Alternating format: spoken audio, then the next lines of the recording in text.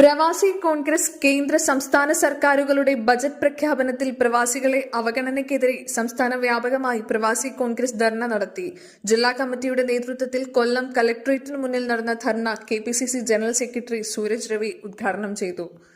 നാട്ടിലേക്ക് മടങ്ങി വന്ന് ജീവിതമൊന്ന് കരുപിടിപ്പിക്കുവാൻ അവർക്ക് ഏതെങ്കിലും തരത്തിലുള്ള ഒരു സഹായം, ഒരു പിന്തുണ, ഒരു കൈത്താങ്ങ് ഈ ഗവൺമെന്റ് നൽകിയിട്ടുണ്ടോ എന്ന് നമ്മൾ ആലോചിക്കണം. അതുകൊണ്ട് തന്നെയാണ് നമ്മൾ ഈ പുനരധിവാസ പാക്കേജ് നടപ്പിലാക്കണം എന്നുള്ള ഏറ്റവും ശക്തമായ ആവശ്യം ഉന്നയിച്ചുകൊണ്ട് നമ്മൾ ഈ ധർണാ സമരവുമായിട്ട് നമ്മൾ മുന്നോട്ട് പോകുന്നത്.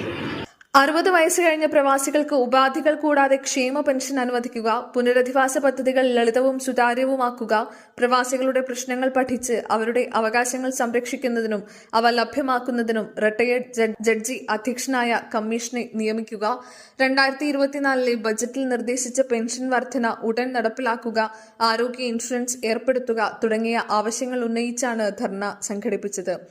ജില്ലാ അധ്യക്ഷൻ കുമ്മിൽ സാലിം അധ്യക്ഷത വഹിച്ചു. അൻസിൽ മയ്യനാട് സ്വാഗതവും കൊല്ലം ബ്ലോക്ക് പ്രസിഡന്റ് ഗീതാകൃഷ്ണൻ.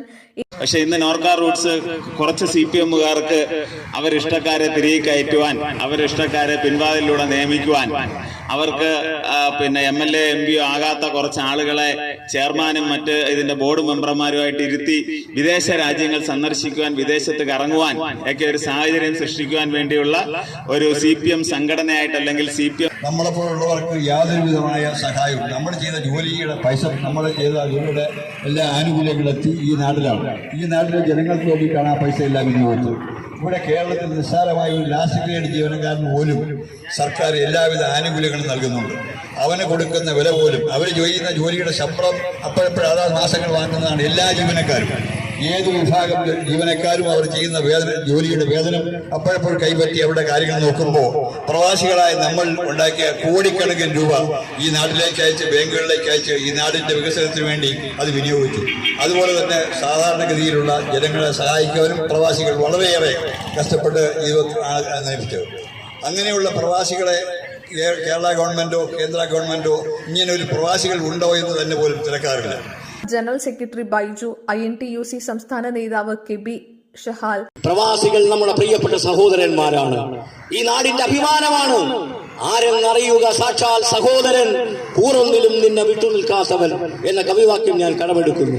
എന്താണ് ഇതിന്റെ പിന്നിലുള്ള ചേതോവികാരം? ആരാണ് സഹോദരന്മാരെന്ന് തിരിച്ചറിയണം.